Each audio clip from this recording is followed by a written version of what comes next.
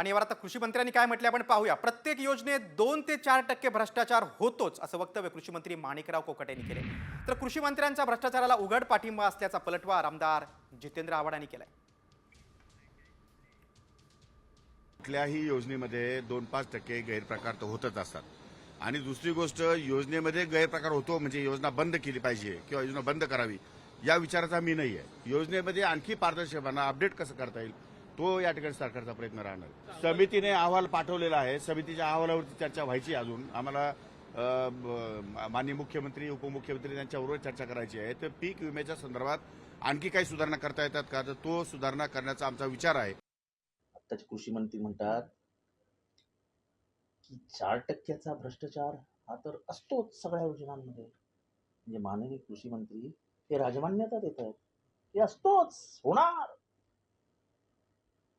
एवढा असा उघडपणाने भ्रष्टाचाराला पाठिंबा देणारे हे महाराष्ट्रातले पहिले मंत्री. होणार भ्रष्टाचार, 4% मान्य आहे.